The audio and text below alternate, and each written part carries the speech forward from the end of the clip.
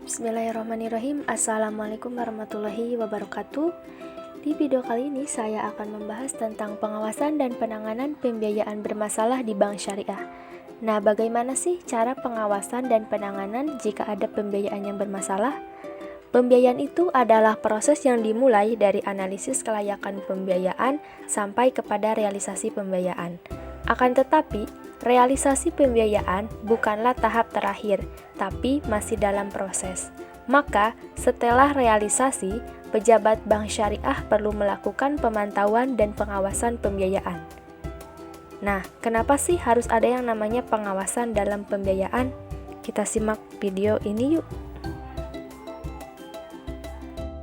Secara ringkas, tujuan pemantauan dan pengawasan pembiayaan ada 4 hal. Yang pertama adalah untuk memantau kekayaan bank syariah itu sendiri. Jadi, kekayaan bank syariah ini akan selalu terpantau dan menghindari adanya penyelewengan-penyelewengan, baik dari oknum luar maupun dari dalam bank syariah itu sendiri. Yang kedua, memastikan ketelitian dan kebenaran. Maksudnya, untuk memastikan kebenaran dan ketelitian kebenaran data administrasi di bidang pembiayaan. Yang ketiga, tujuan dari pengawasan adalah efisiensi pembiayaan. Untuk memajukan efisiensi dalam melaksana pembiayaan, bidang peminjaman butuh yang namanya pengawasan, supaya sasaran pencapaian yang ditetapkan benar-benar tercapai. Yang terakhir, kebijakan manajemen bank syariah ini lebih terarah, bisa lebih rapi, prosedurnya, pembiayaannya bisa dipatuhi.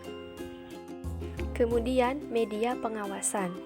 Media pengawasan ini dapat digunakan oleh pejabat bank syariah dalam mengawasi pembiayaan di bank syariah. Di sini, medianya ada 6.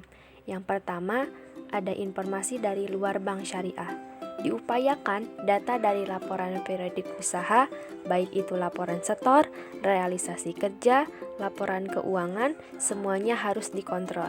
Laporan ini dikontrol melalui realisasi kerjanya, jangan hanya berdasarkan formulir laporan keuangan.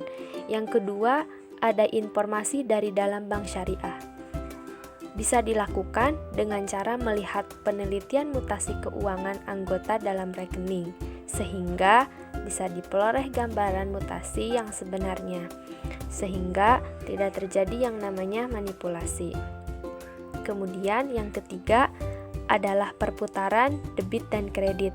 Jadi, medianya juga dengan cara meneliti perputaran yang terjadi atas debit dan kredit pada beberapa bulan berjalan. Kemudian yang keempat adalah dengan memberi tanda pada laporan. Maksudnya, agar dapat diantisipasi jika ada kekeliruan yang lebih besar. Artinya, sejak dini sudah bisa ditemukan masalahnya. Kemudian yang kelima adalah dengan memeriksa ada tidaknya tanggal jatuh tempo yang dijanjikan yang sudah terrealisasi atau belum.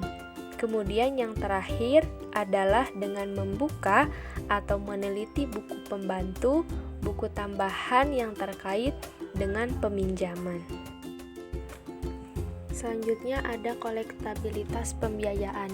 Jadi nanti nasabah akan digolongkan berdasarkan tingkat kolektabilitas nasabah itu sendiri. Sehingga nanti pembiayaan ini ada penggolongan. Jadi secara umum pembiayaan dikategorikan menjadi 5. Yang pertama, pembiayaan lancar atau kolektabilitas 1. Yang kedua, pembiayaan yang kurang lancar atau kolektabilitas 2. Kemudian yang ketiga, pembiayaan yang diragukan atau kolektabilitas 3. Kemudian yang keempat, pembiayaan yang butuh perhatian khusus atau kolektabilitas 4. Kemudian yang kelima ada pembiayaan macet atau kolektabilitas 5. Terkait pembiayaan kolektabilitas 1, nah untuk pembiayaan lancar sendiri ada beberapa kriteria. Yang pertama, angsuran non-PPR adalah angsuran yang di luar pembiayaan kepemilikan rumah.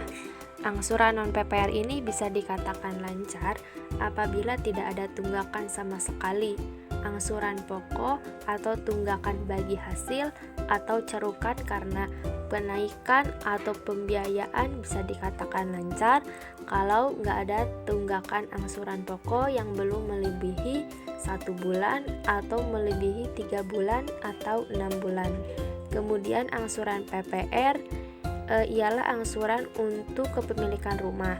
Ini harus dikatakan lancar bila tidak ada tunggakan sama sekali. Bisa sih terdapat tunggakan pokok, tapi belum melampaui waktu yang ditentukan. Kemudian yang ketiga, pembiayaan tanpa angsuran, yang biasanya sifatnya bagi hasil. Jadi di sini bisa dikatakan lancar kalau pembiayaan ini belum jatuh waktu dan terdapat bagi hasil atau margin, jika tidak ada jatuh tempo atau tidak terdapat tunggakan bagi hasil.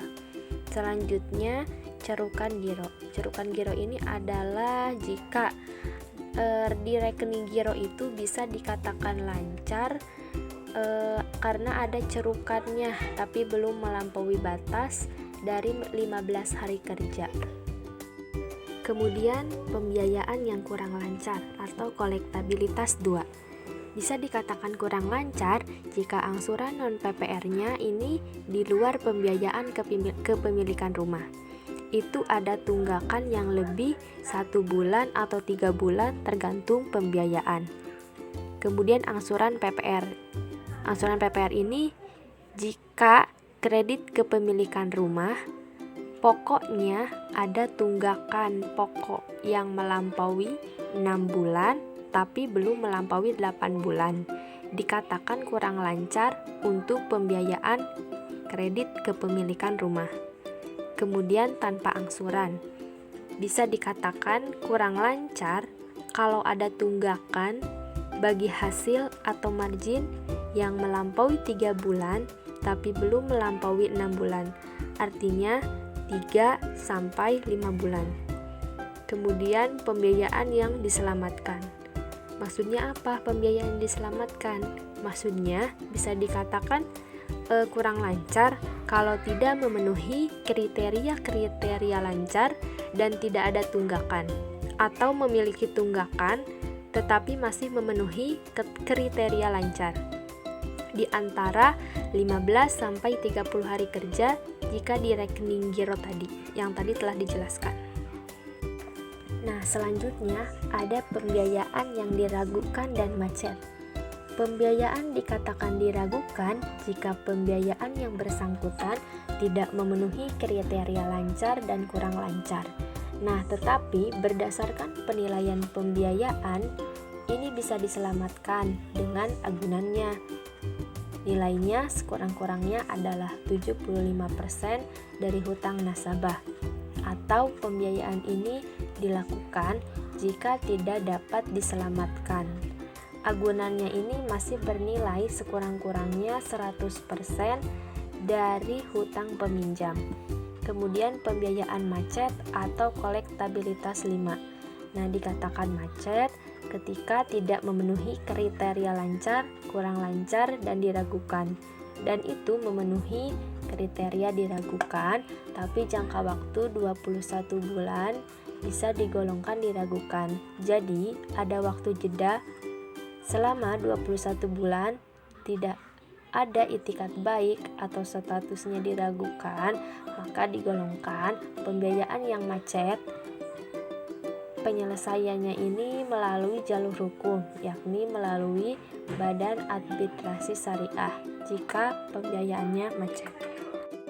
Nah, selanjutnya analisis pembiayaan bermasalah guna menemukan bagaimana cara menyelesaikan risiko yang terjadi dari peminjaman yang tertunda. Kalau tidak, ya kemampuan peminjam untuk membayar kewajiban yang telah ditentukan atau yang telah dibebankan. Maka, untuk mengantisipasi hal seperti itu, Bank Syariah harus menganalisa penyebab permasalahan tersebut dengan cara Satu, analisa sebab kemacetan yang terdiri dari analisa eksternal dan analisa internal. Yang kedua, dengan menggali potensi pinjaman. Anggota yang memiliki kewajiban harus diberi motivasi agar segera melunasi angsurannya. Kemudian yang ketiga, dengan melakukan remedial. Remedial ini adalah melakukan perbaikan akad. Kemudian yang selanjutnya atau yang keempat, dengan memberikan pinjaman ulang, misalnya dalam pembiayaan qardul hasan dan pembiayaan murabahah. Kemudian yang kelima, dengan cara penundaan pembayaran. Kemudian yang keenam, rescheduling, artinya memperkecil angsuran dengan memperpanjang waktu atau akad. Kemudian yang ketujuh atau yang terakhir, dengan cara memperkecil margin. Selanjutnya ada penanganan pembiayaan berdasarkan kolektabilitas. Nah, untuk pembiayaan lancar cukup dengan cara memantau usaha nasabah. Bisa juga dengan pembinaan nasabah dengan pelatihan-pelatihan. Kemudian untuk pembiayaan potensial bermasalah dengan melakukan pembinaan, kemudian diingatkan dengan surat teguran. Kemudian, lakukan kunjungan lapangan kepada nasabah dan usaha preventif. Bisa juga dengan rescheduling atau reconditioning. Kemudian, pembiayaan kurang lancar. Dilakukan kunjungan sering kepada nasabah. Kemudian dengan surat peringatan atau dengan rescheduling atau reconditioning. Kemudian untuk pembiayaan yang dilakukan bisa dengan cara reschedule dulu atau reconditioning, atau bisa dilakukan dengan pengalihan menjadi pembiayaan qardul hasan. Jadi si utangnya itu dialihkan menjadi pembiayaan qardul hasan. Dasar hukum penyitaan. Masalah jaminan untuk pembiayaan ini penting bagi bank syariah karena jaminan ini bisa dijadikan sebagai agunan bagi nasabah untuk secara sungguh-sungguh untuk mengelola pembiayaan itu sendiri. Nah, kalau terjadi masalah pembiayaan, jaminan ini bisa digunakan untuk menutup kerugian. Nah, kemudian bolehkah sih di dalam Islam itu untuk menyita agunan? Di sini ada 3 hadis. Yang pertama dari hadis riwayat Baihaqi, kemudian hadis riwayat Abu Daud dan Nasai, dan hadis Daruqutni dan Hakim.